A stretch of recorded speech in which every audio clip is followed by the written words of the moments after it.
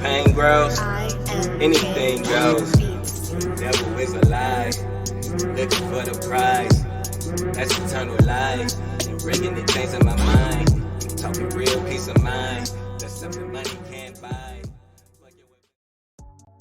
What's up, YouTube fam? It's your boy KingMarcell, and I'm back with another video. So as the Kendrick and Drake beef comes to a close, we are just picking up the pieces, it looks like. So the title of this video is The Beauty of Revenge. Make sure you guys like up the video and hit that subscribe button and hit that notification bell so that you're notified whenever I do drop a video here. But let's get straight into this reaction. On this day, then King of England, Ethelred, ordered the death of all Danes that lived on English land. It is unknown exactly how many had lost their lives that day, but among the people who had perished was Genhild, the sister of Sweyn Forkbeard. And this dude was not someone to be stepped on. Bro was a Viking warrior. He pressed his dad so bad his dad fled to Germany. And he basically at the time just helped another dude take over Norway. Not the best person to have a bad relationship with. So when he heard his sister got clipped by the king, he did not take it lightly.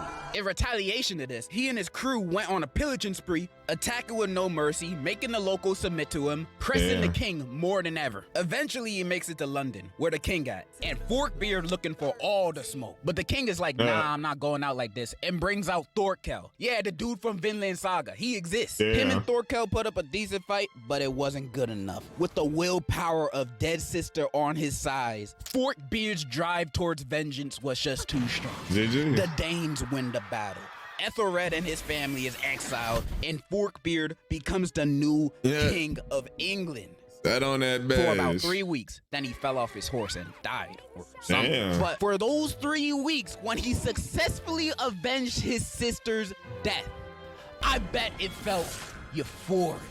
Oh my God. In life, we're taught two things. Never use the holes you find in bathrooms, and that forgiveness is a major key to finding happiness. I mean, why else is there so many stories with there are no winners in revenge and you will get nothing out of it as their message? Being the bigger person and moving on. Because I think a certain people don't want a certain other people to look for revenge. But that's just me. Push your past problem. And that's a very noble thing to do. Don't get me wrong. That's what I think it is. Sometimes it's just not it. Sometimes revenge is the answer. I have to the only say, there answer. are some cases that require you to throw hands. If somebody spit on you, throw hands. If somebody step on your shoes, throw hands. If somebody shove you and your phone battery falls out in front of all the hoes, air the bitch out. Revenge isn't always a bad thing, but it's not always necessary. I mean, sure, there are those few cases where someone cuts you off at the freeway. Am I really going to get my revenge by cutting them off? Am I that petty? Hell yeah! What you thought this was? I can't be caught looking like a grasshopper in the highway. The hoes are there too. There's also large cases where someone shaboogles your entire family and clan, everybody there. You think I would want to resolve it in a one-on-one discussion? No, absolutely not. Nuts are being kicked. Indian burns will be delivered. That's the way it is.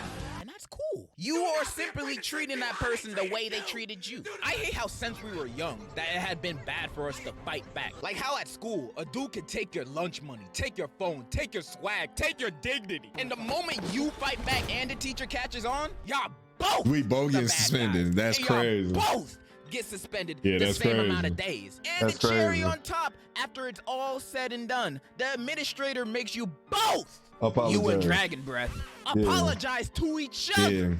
That's why in those circumstances, man, you gotta beat that motherfucker. You gotta win. You gotta make it so that they don't fuck with you no more. Cause the fucking powers that be, they ain't gonna make sure. What do you mean? You did nothing wrong. All you did was retaliate to them being a jerk. Yet the school wants you guys to make up like it's Barney? Nah, between both of y'all, the beef is for life. Even if you see them 20 years from now at a Walmart, it's on site. In fact, what you did was a reasonable response, but fighting bad, so. You ever thought about joining a club? Bitch, is an after-school club gonna give me my lunch money back? No. So the only other sense of satisfaction I can get is by beating. And people like them need it as a learning lesson, so they don't become those super annoying adults that go up to you while you walking your dog and start petting them like, Who are you? Yeah, And if like, that's who too the fuck harsh are for you? Some people say success is the best revenge. And whoever came up with that was spitting the truth. But only if my op is failing. If they're winning while I'm winning, then I'm not really winning. I'm still losing. For me to feel like I'm winning, my wins gotta be astronomically higher than theirs. Oh, you just got accepted to Harvard? Well, I'm president. And I just signed a bill forcing you to pay 100% income tax every year. And if you don't, it's life in prison. It feels good to win. You see how beneficial revenge can be to the human spirit? It can uplift, it can enlighten, but more importantly, it's fun. And it's equally as fun to spectate. There's nothing more entertaining than people settling their beefs by publicly trying to embarrass each other. That is why rap beef is some of the best stuff that we turned into our amusement, spawning some of the most intense rivalries in history. You thought North and South Korea were on bad terms? You weren't there for Shakespeare versus Marlowe, bro. Cause in hip hop, they don't do no petty shit like threatening nuclear war. They write each other poems. Very mean ones. These are diss tracks, and rappers do it all the time. In fact, musicians in general do this a lot, dissing their opposition or competition in their own songs. And diss tracks could be about anybody. Sometimes it could be about a basketball player you just hate to see play. I get it. Sometimes it could be diss tracks against your own band members, and you guys perform it live without them knowing it's about them. There is no holding back for a diss track, and that's why I love them. There's a sort of competitiveness to it. However, most of the time when it doesn't end with someone getting canceled or dead, most of the time the beefs usually have anticlimactic endings. Like an artist starting a beef by releasing a diss track against someone, and the other person either ignores it or releases something else that is just not even worth the buzz. Example, that Nicki Minaj and Megan Thee Stallion beef that lasted like 3 days. Megan dropping his, obliterating Nicki with that Megan's Law line alone. Then Nicki goes on Instagram Live talking nonsense, then releases her diss track against Megan, Bigfoot. And I'm gonna lie, this was pretty good. I love the way the diss track sounds like a first draft. I love how she sounds like she's brainstorming comebacks to say on the track itself. I love how this sounds like a demo. I love how none of the diss lyrics hit. Greatest diss ever, 10 out of 10. Megan didn't even have to drop a track in the response, cause why would you even need to respond to this, bro? In my opinion, Nicki already lost when she married this dude. And public interest for the beef just ended like that. Not so climactic of an ending. As I say, all this industry shit is done. Like, these motherfuckers finna get arrested anyway. We not finna be talking about these niggas. Or when we do talk about them, we finna talk about how perverted, disturbing, and filthy they are. Like, this shit is over with, man. But wait, in interviews about her own diss track, Megan says this. Now, I haven't heard the record yet. Are you saying names? I'm saying a hit dog gon' holler. That's it. God damn. So it's multiple people. Yeah, whoever feel it, feel it. So she's dissing someone else too. And when looking into the lyrics, she's dissing another man a lot. And the man I believe she's dissing is known for getting BBL. She was dissing him? I ain't know. She was dissing Drake. Oh, okay, now this getting interesting. I ain't gonna lie. This video was almost losing me, but I'm like, oh, wait, hold on. I ain't know Megan was dissing this nigga too. Because we're faster than I don't fuck with Megan either. I don't fuck with none of these motherfuckers. I ain't gonna lie to you. I've been hating on Drake a lot in the past, but I feel like most of it was unwarranted. Like my Certified Boy Lover vid, I listened to like 4 or 5 songs on that album and I was like, that's it. That's being alright. And then I just made the vid. I just wanted to hate. Do I regret my actions? No, but the opinions of that video came from an unreliable source, being me. And I've learned from that. Now for this video, I did my extensive research so I can hate more accurately. If you've been anywhere on the internet within the past week, you might have seen people discussing the feud between one of the greatest rappers, lyricists, poets, scientists, Kendrick Lamar. And a Canadian. Nah, but for real, these two are the biggest rappers in the world right now. Yes, sir. Well, outside of Miles, of course. You also might have heard that they aren't the best of friends with each other, and that's what I'm here for today. I know everyone has probably already heard every opinion that someone could have on this topic, because literally this has been the only thing that's been on my FYP for the past like 2 weeks. I'm pretty late to the party. My bad. My ass thought another diss track was gonna come, but at this point, it's over. It's looking over. But I gotta hold it in.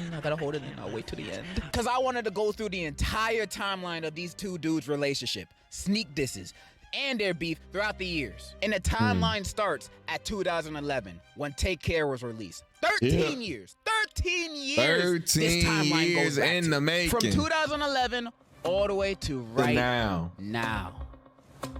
The first time the two collabed together was for Drake's song Buried Alive interlude. The year after, Lamar was an opening act during Drake's and A$AP Rocky's Club Paradise tour. That same year, they had 2 more songs together, A$AP Rocky's Problems and Kendrick's Poetic Justice. Yeah. From an outside perspective, based on the amount of collabs these two were doing, these guys seem like the goodest of buddies. No, I knew Until it. they weren't.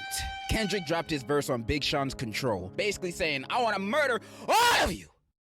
Love you though. Drake took this the wrong way and thought it was a genuine attack. Then he seemingly sneak disses Kendrick on the track The Language from Nothing Was the Same. Although Birdman, Drake's dad at the time, said the diss wasn't towards Lamar, Kendrick knew what was up. He then proceeded to diss Drake for real in his iconic Bet 2013 Cypher, which dropped the next month. There were a few other suspected sneak disses here and there, but in November of 2014, during a Days Digital interview, Kendrick was finally asked about the beef between him and Drake, and Kendrick's like, oh, nah, we cool. Well, I guess if Kendrick says they're good, then they must be good. The beef is over. Way to go, guys. I guess love conquers all It's because after Kendrick all. knew all the shit that he said back then, but couldn't say nothing. There's one nobody gonna try C-tier to rapper hear Meek me. Mill claims that Drake got ghostwriters, and he don't write his own stuff, calling him out for being a phony. By the way, the ghostwriter in question And was I didn't fuck with Meek Mill like back then, but when Meek Mill did this, I was legit on his side. I don't fuck with Meek Mill music. I don't like him. I'm not gonna lie. But when he was exposing that Drake was a ghostwriter, man, I started listening to Meek because I'm just like, yeah, I don't fuck with that shit either. And if all these other motherfucking artists knew that he didn't really write his shit, then why the fuck is like, how is he considered to be the #1 guy if he's not writing this shit? Like, that's where Drake fell off to me at. When as soon as I felt like he had a ghostwriter, I'm done. I'm done. Miller. And his side of the story makes me sad a little bit, but it's too off track. Now, how does this correlate to Kendrick and them's beef? Well, because a few months earlier, Kendrick dropped To Pimp a Butterfly. And on the track King Kunta, Kendrick disses rappers that use ghostwriters. Now, some might say this may be a coincidence. Except it ain't. Because Drake dropped his best project. If you're reading this, it's too late a month before. Sneak dissing a whole bunch of people, including Mia Khalifa. Not even lying. And out of those people, of course, K-Dot was one of them. Probably, maybe. It's speculation. Sneak dissing is not concrete evidence, man. But And I a lot guess of them Kendrick took disses it on there was personally, towards he proceeds Kendrick. to sneak diss Drake for the next 8 years? Dang. Kendrick must be overly dedicated. Yeah. Fuck Cause y'all that's the too, thing, they be man. trying to make it seem like Kendrick be sneak dissing a lot of niggas in the game and shit like that. Kendrick has only sneak diss 2 niggas, and them 2 niggas know exactly, and we all know who them 2 niggas is. That's the whole thing. He wasn't hiding who the fuck he was sneak dissing. He was dissing. Now it wasn't no sneak. He was talking about Big Sean and Drake. He was saying fuck them niggas. Now he didn't say their name. He didn't. So hey, we gonna say okay, it was sneak disses. But they was direct sneak disses. We knew exactly who them bitches was for. With Drake, it'd be like, who the fuck is he talking about now? Who the fuck is this nigga talking about? Okay, I know I haven't made it to the modern day yet, but if you listen back to what he's released during this time, a lot of song lyrics can be interpreted as him dissing Drake. And yeah, some might think, bro, not everything a Drake diss. He most likely don't like a few other rappers in the industry neither. And that would be true if it was, but it ain't. The hard part for is definitely about It's Drake. just them 2 niggas. I remember people back then were saying, oh, it's about Big Sean. Remember Control? He's dissing Big Sean. Really? Really? Really? Look at these lyrics, bro. Look, bro has a vendetta against Drake, and he wasn't afraid of him Literally. to know. Drake also, during this period of time, has a few speculated He was wanting Drake to but pull Drake it. was mostly busy with someone else during this time. He had other problems to deal with. Yeah. Drake. Yes, he For all the did. dogs. First-person shooter. J. Cole. He casually drops a verse about the big 3, saying him, Drake, and Kendrick were it. I don't know where Naruto fits in this, but one of y'all gotta bounce. This line, that wasn't even a diss. It's more of an appreciation than anything to Kendrick. But this verse, at the time, was unknowingly the start of the calm before the earthquakes. Because And literally, Kendrick when was... this song came out, I was telling my fiance, why the fuck is Drake and Cole playing with Kendrick? She was like, what you mean? They showing homage and this and that. No, they not. No, they not. Because why ain't Kendrick on here? And if this was a song that Kendrick was supposed to be on and he decided he didn't want to be on it, why the fuck did y'all still do it? And then use his name. Y'all used his name in the song. Y'all was playing. Because what it seemed like, it wasn't. It didn't seem like it was 2 black guys coming together to do a song. It seemed like it was 2 Jewish people coming together to do a song to get rid of their competition. That's what that song seemed like. And that's what it was. Because I don't know if people know this too, that J. Cole is Jewish as well. This was deeper than hip hop. This was them trying to get him out of his place. And I didn't like how J. Cole went about it, because it was him basically saying, all right, I'll be guaranteed number 2 and then you number 1, Drake. That's what it was, because he went on tour with him. And it wasn't the other way around. I was not feeling none of that shit. It was a good song. I'm not gonna lie. First Person Shooter is a good song. But for people who trying to make it seem like it was innocent, that song was not innocent. That's why Kendrick said what he said on the Future shit. Because y'all was playing with him and y'all thought that, oh, he ain't gonna say no, and if he do, he just gonna sneak this. No, he said, fuck y'all niggas. Direct to y'all. Ain't no fucking big 3. Y'all weak as hell. Responded to it, and he did not agree.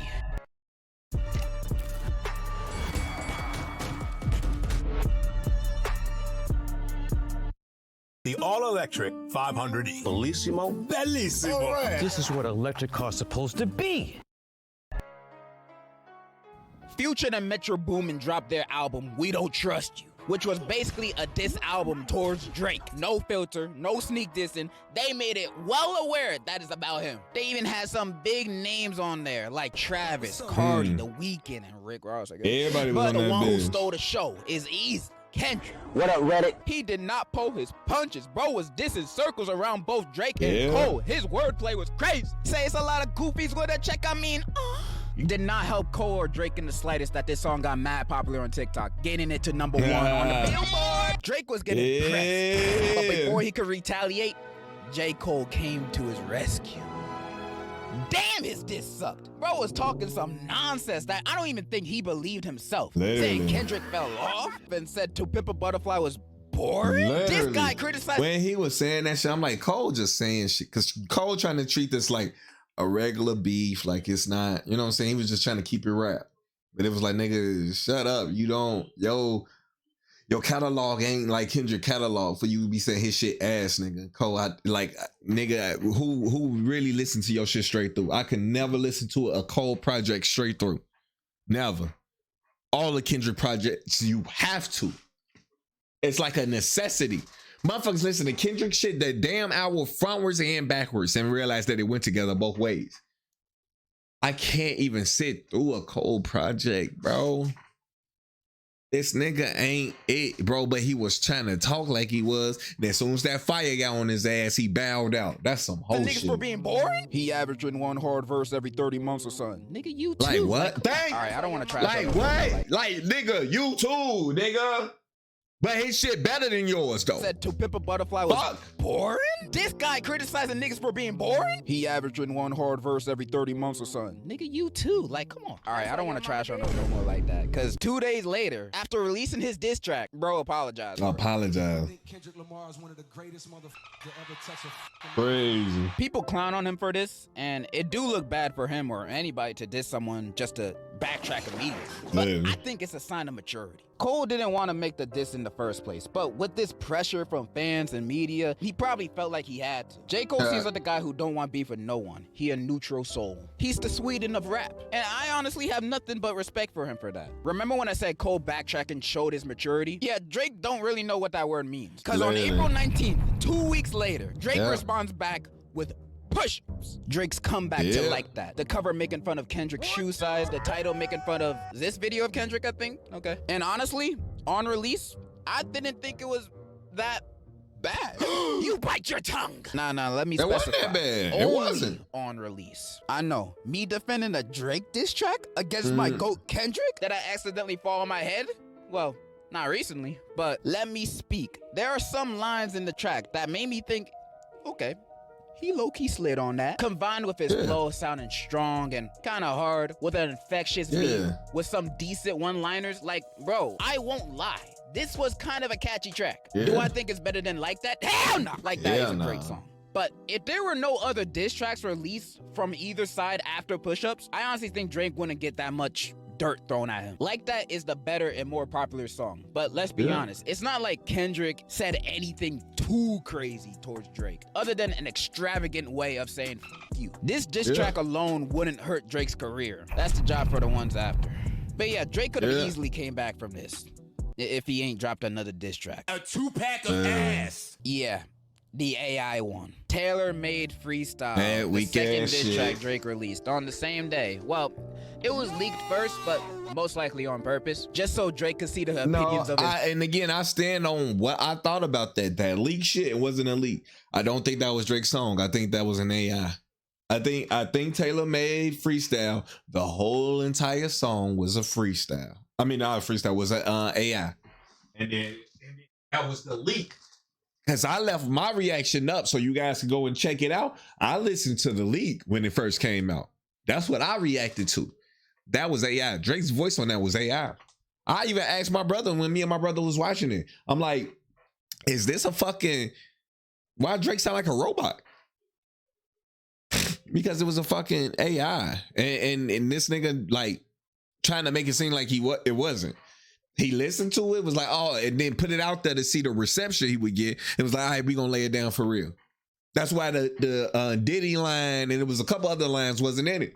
Because that was when he really did it. Fans thinking, do they like this? And when he saw a majority of his fans liked it, he drops the tape on the same day. But that's just my theory. I low-key don't even want to break this track down. It's just dumb. Like, people low-key think that Drake was playing a mind game with this AI diss track. Like, oh, Kendrick is hearing his idols talking about him, criticizing him. Bro, you're typing words on a computer. How is this like psychologically threatening to Kendrick at all? There's also Snoop Dogg's AI voice in the diss track. Fuck! Now, I don't know how to feel about Snoop Dogg letting this happen. Maybe he's smart. Maybe he heard Drake's idea. He's like, dang, that sound ass. Go for it. Drake shot himself. I don't think that Snoop Dogg can say anything because I think Tupac. I said Tupac. I think Snoop Dogg signed away his likeness to AI and shit. Like I don't think Snoop Dogg is in control of his likeness anymore. Like, let's say when Snoop Dogg is dead and gone 50 years from now and shit, I ain't gonna say, let's say 150 years from now, and they can still use his face and voice for anything that they want to after that. That's crazy. Hell man, Bruce Willis. In the foot with this track. And he has the nerve to try to press Kendrick, like saying, oh, you ain't gonna drop nothing. You don't want to take the spotlight from Mommy Taylor, do you? So you're not gonna do anything. So go ahead. I know you won't say something. Go ahead. Say something. And then he said something. By. There's no tracks. To the very last day of the month. On a Tuesday morning, I open up IG, I see a post, and I get morning wood instantly. Whoa. It's happening. Yeah. It happened. It came like a tidal wave after that. Like, think about that. That was the last day of April. Come on, all these fucking ass. It was the last day of April. Find out why. Damn, literally since May. Y'all gotta think that all of that shit happened within a week. All of that happened that week. May 1st, going into that weekend, we got all these diss tracks. Kendrick dropped 4 diss tracks, 4 of them bitches. Am I counting that wrong? He dropped 1, he dropped 2, he dropped 3. He dropped 4 diss tracks in a fucking week. Kendrick responded with his track Euphoria. When I heard the opening to this track, I thought this dude was gonna diss Drake in a calmly whispering manner to death. And I was all here for it. And then the beat switched. And I was like, what? Bro, this song and diss track is amazing. It's better than any diss track that Drake has ever released. One thing that I love about Kendrick, he's the real deal, lyrical, spiritual, miracle master. Dude is destroying Drake on this hard beat, saying disses that even Gumball himself couldn't think of. Like, some of these lyrics be crazy. He exposing Drake send a cease and desist over the song Like That, and that he's Canadian. This guy is exposing Drake for everything. And when he's not exposing him, he's making fun of him. He dissing the way he talks, the way he walks, the way he says the N-word. Yet Drake fans still trying to hate like, Oh, Like, shut your bitch ass. And in the record, Kendrick also says, you don't want to respond back, bro. You don't want this smoke. and when he Implying says that he that, got more. when he said, nigga, you don't want to say nothing after I just said all this shit about you, you might want to shut up because I got way more I can say. Nigga, I'm just like, oh. I'm like, oh, this nigga finna go in his bag and get talking about the pedo shit in Hollywood. And then he did that shit.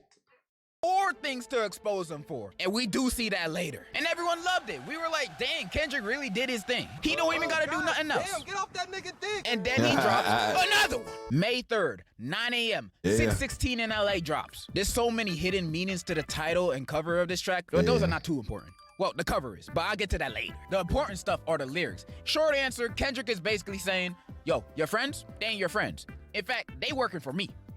Huh? He also mentions how to be on Twitter bots, which is actually true. On some Twitter polls, Drake would get an overwhelming amount of votes and weird quote tweets defending him. It's obviously bots though. Like, look at this poll. However, at the same time, Drake might not even be behind this. It could just be a overwhelming amount of votes and weird quote tweets defending him. It's obviously bots though. Like, look at this. Pick one. Like, literally, look at this. Get the fuck out of here. Get the fuck out of here. Get the fuck out of here. Poll. However, at the same time, Drake might not even be behind this. It could just be a crazed fan making a bunch of bots try to defend their king. But overall, this track was a continuation of Euphoria, saying he got ears on the street and Drake should be worried. The cover alone was a warning, but we all know Drake. He always tries to have the last laugh. Drake drops Family Matters the same night as 6:16, and it was basically a diss towards everybody that took shots at him. He took shots at A$AP Rocky, who dissed him in Show of Hands on We Don't Trust You Too, which that album wasn't as hard, but A$AP's song was a highlight. This is The Weeknd too, because he's still butthurt he didn't sign to his OVHO label. That doesn't give any of their artists any long-term success or promotion, because Drake signs these people not to help their career, but to use them for his own music. But that's just a theory. Dissed his own crew, because apparently he didn't trust them neither. Even J. Cole caught a stray. Like, I thought this dude left a beat. Damn, neither of them like you. And of course, throwing shots at Kendrick. Now, there are a few claims on here that stand out. Saying that Kendrick was responsible for Tupac's family's estate taking down the AI diss track, which, thank God. Also claiming he was a wife beater? Now, this was news to me. So on May 3rd, 2014, Kendrick performed at the Hard Rock Hotel in Vegas for a rehab event. There's like no articles from that time talking about this incident, but I think a security guard accused Kendrick of beating up a woman during an after party. Bro, I could barely find any evidence of this concert even happening, let alone any evidence of accusations from any supposed victim. This just seemed like a story I'd see on Media Takeout. There's nothing supporting this. Then he lies again with a claim that Dave Free, former Top Dog Entertainment president and Kendrick's childhood friend, was the father of Kendrick's kid because he left a heart under a pic of Kendrick's wife and kid's post. And also, she don't follow Kendrick on Insta. Bro is reaching for the stars for this. How does one come to this conclusion? He also says that Kendrick hasn't gotten married yet because he knows what type of woman he likes, implying he's a if it ain't snowing, I ain't going kind of guy, which I guess would make sense for Kendrick's character, but nah, for real, it's just dumb. Drake comes again with another doodle pile of a track. And the thing is, the track sounds hard. The beat and flow are cool, but if you actually listen to what he's saying about Kendrick, he's speaking nonsense. It wasn't like no hard actual enough. substance to the lyrics. The only line that I think is kind of good is, you write about F the big three, it's only Big D. And it's video proof. But yeah, this track is worse than Push-Ups, but better than the AI diss track, I'll say. Drake fans went crazy over this. They're like, oh my God, this is so good. Kendrick hits woman and Mother's Day is around the corner. What a revelation. Literally. They felt like they succeeded. They won the beef. They felt pure joy. Euphoria. For about 10 seconds. Because 45 minutes later, Drake's murder is made public. I know I've got a comeback in me. The hanging of a dead body for the public to view was displayed literally 2 minutes later. Kendrick drops Meet the Grams minutes after Family Matters. And on this track, Kendrick bodies Drake in super villain levels of ways. Man, first of all, the beat of the beat. Listen to that beat. That beat is so fucking menacing. It gives you chills listening to that shit, man. This track even sounds like a super villain's theme music. And this eerie piano loop is playing while Kendrick is calmly rapping over and lyrically dissecting and breaking down this man's horrible alleged things he's done. Starting the track with a letter to Adonis, with his son, telling his own son that he's a horrible father. He let T.I.'s homie piss on his leg in 2010, and that he could be his new mentor since his own dad ain't teaching him squat. Oh my God. Imagine someone telling this to your son in a song. Even if I was a deadbeat dad, I wouldn't let anyone else know. That's crazy. Also saying don't pay to play with them Brazilians, get a gym membership, which references Drake's supposed BBL. Most people don't know where Drake's BBL accusation comes from. Let me explain. Back in 2016, when Joe Budden and Drake were beefing, Joe Budden accused Drake of removing fat from his stomach to get abs. This type of surgery is called abdominal etching, which is fake abs. And there were some photos from back then that people found sus. The BBL part of it is just a funny joke, because usually when you get a BBL, the doctors usually remove the fat from the stomach to put it in the butt. But they're really accusing him for having fake abs. In the second verse, he starts writing a letter to his mom and pops. This dude gets telling them he's a sick man with sick thoughts, and he should be in a cell with Harvey Weinstein, which no one would want to be in. The biggest accusation of all being he and his crew are predators. This is what got people talking the most. And he's been accused of this many times in the past, and some of his homies too. This was all public information. Alleged public information. I ain't trying to get sued. Further digging on this accusation, saying, I've been in this industry 12 years. I'm gonna tell y'all one secret. It's some weird going on, and some of these artists be here to police it. They be streamlining victims all inside of their home and calling them tender. Then leak videos of themselves to further push their agendas. I've seen a lot of celebrity and political news throughout the years. If this info is true, I'm sadly wouldn't be surprised by it. These are like already crazy accusations. And remember, Kendrick is telling all this to his mom. Then the very next verse, he dedicates it to Drake's daughter? What? All right, when I heard this, I went to researching, analyzing this verse immediately. Hours upon hours of searching, trying to find out what this verse really meant. And for like 3 hours of this research, I was convinced Drake had not a daughter, but a son. Another one! I was geeking when I found this info. I thought I had Pusha T this level of evidence. But I'ma save you the internet detective journey and say everything I found was most likely lies. All those hours digging down the toilet. I've even seen some popular TikToks talking about it. I'm not gonna go in depth with what I found. All I'm gonna say is Papi Chulo. I do think the verse implies he has more illegitimate children though. I mean, we do know he be messing around a lot, so it wouldn't be too out there. And the final verse being the nail in the coffin, Kendrick basically saying, you did this to yourself. You called out my fam, so I had to stoop even lower. From the start, he been telling him, don't tell no lie on me, and I won't tell truths about you. Ending the track with F a rap battle, it's a life battle with yourself. Wow, this is the type of diss track you can't come back from. You would just have to lay down and reflect on your life's actions. Every line in this track is just aimed directly at Drake's soul, each shot as destroying as the next, making me think this is one of the best diss tracks of all time. Hell, it's even on par with Fleetwood Mac's. Everybody was going crazy over this, saying it's over for Drake. Bro finna disappear and start a new life at the Turks. But before that, little did we know, Kendrick was not done playing with his carcass just yet. Because the very spent the block the next day. It's if stamping on an ant. That's the perfect metaphor for that. Drake thought that Kendrick was the ant, and then Kendrick grew taller than Drake and then stepped on his ass. That's what when he was hitting him with all the short jokes and shit, he like, but I stepped on you though. I stepped on you though. I'm smaller than you, but I just stepped on your ass. Crazy. Next day, he drops another one. I want to tell you my secret now. Whoa. I see dead people.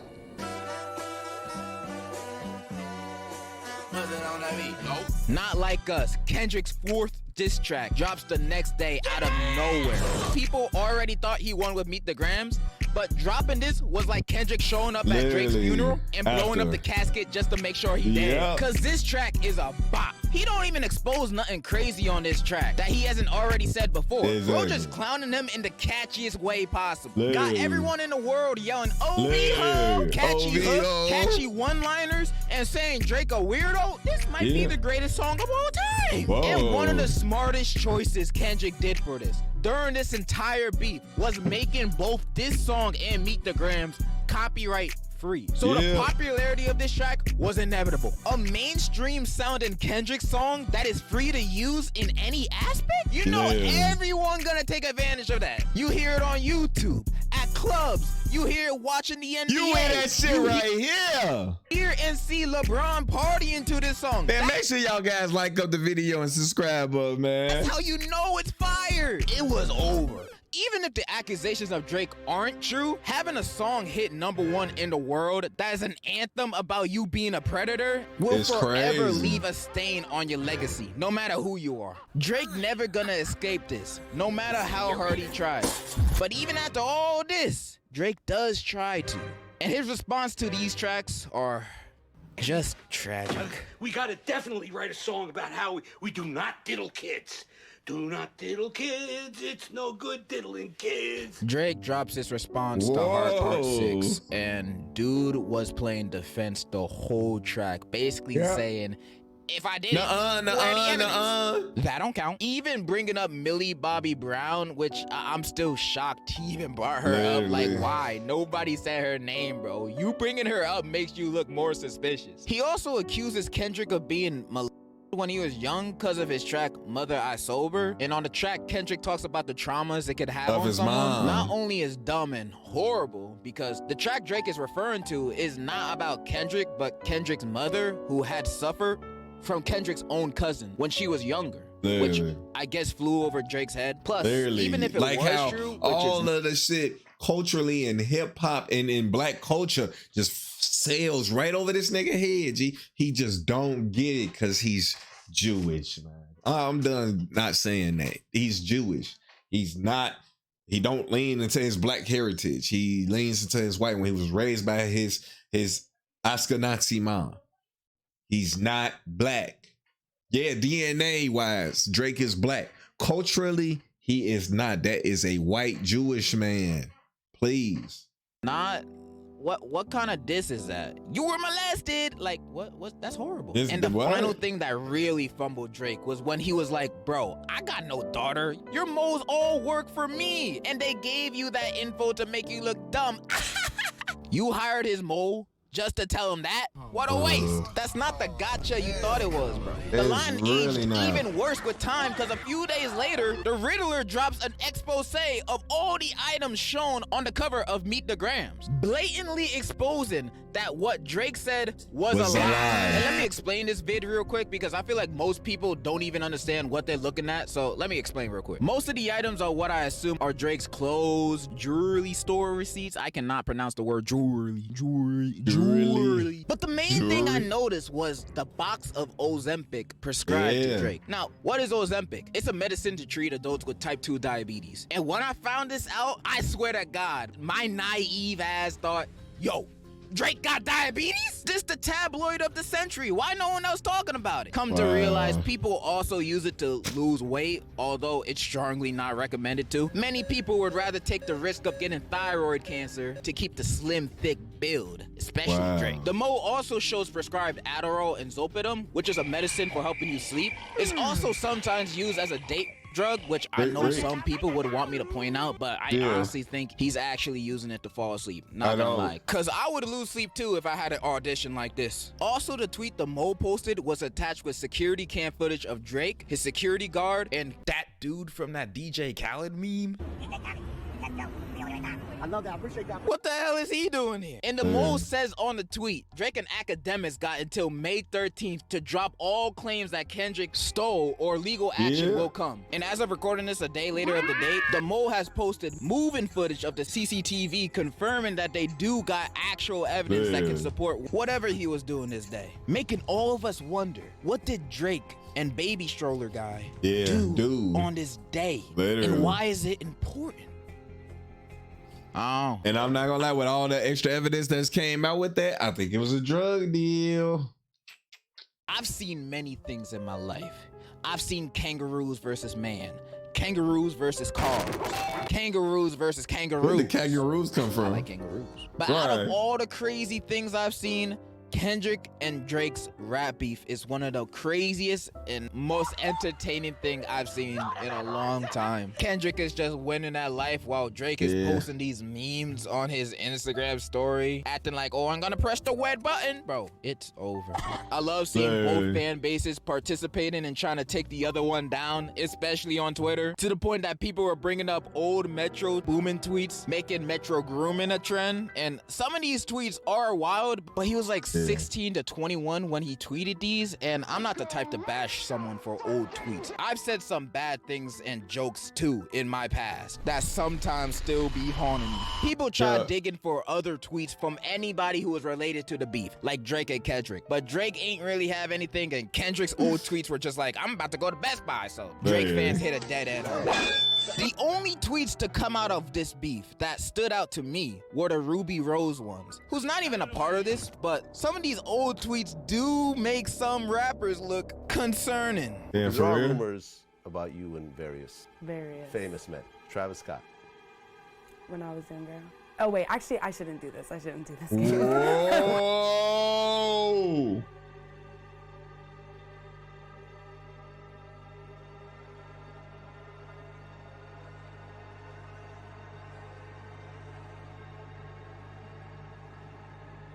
What the fuck?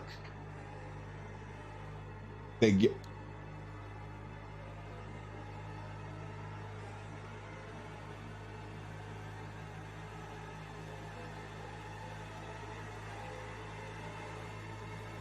GG's for these niggas. Oh, GG's for all of their ass. This is why they ain't want all this shit coming out. This nigga was 34. She was 16. Fuck these niggas, man. Fuck. See, I knew it was the reason why I didn't want to do a reaction to the game this. When the game this, what's his name? I knew it was. I knew it was a reason. Cause this nigga, I never liked this nigga. I never liked how he never showed loyalty to 50. I never liked this nigga. I literally just recently watched a video that I'm daring to do a reaction to now. That niggas in LA be saying this nigga not even really a blood. This nigga not really even a game banger. This nigga, this shit goofy, bro. This shit get really wild. Kendrick Lamar and Drake's beef, I believe, will go down as one of the most iconic things to happen in hip-hop history. The sheer number of diss tracks dropping from both sides, the years of build-up this had, it's like nothing I've seen before in this genre. This is why rap is my favorite genre of music. You can't find this kind of entertainment nowhere else. And it feels even better when the side you've been rooting on from the start it wins. I feel like I've talked about everything I was itching to say about this topic. But I have one more thing to mention. What else you got, big dog? If this beef taught me anything, I learned this. No matter what you do, no matter how hard it gets, never stop hating. Never stop hating. Wow. Even if it looks like they're winning. Even when you're on the losing end of the stick. That doesn't mean you're incompetent. That just means you're not hating enough. Always hate your ops. Even if they did nothing wrong to you, you hate them for a reason, right? So keep hating. Always be a hater. Because when you eventually get your dub, you will experience what the beauty of revenge truly means. And in conclusion, Kendrick won. You a poopy bench, you a poopy bench. I like that. I like that. I like that. I like that. Hey, man. Literally, Kendrick got the best revenge. I know the state of euphoria that Kendrick is in right now is to die for. But if you guys like that video, let me know down below. You know what I'm saying? Do you guys think that Drake deserved all of this? Let me know down in the comment section. And who do you guys think won the beef? Are you guys team King Kendrick, or are you guys weak ass baby Drake? Make sure you guys like up the video and subscribe up and hit that notification bell so that you're notified whenever I do drop a video here. With that being said, KingMarcell out. Peace. When the pain grows, anything goes. Devil is a lie, looking for the prize. That's eternal life, bringing the things in my mind. Talking real peace of mind. That's something money.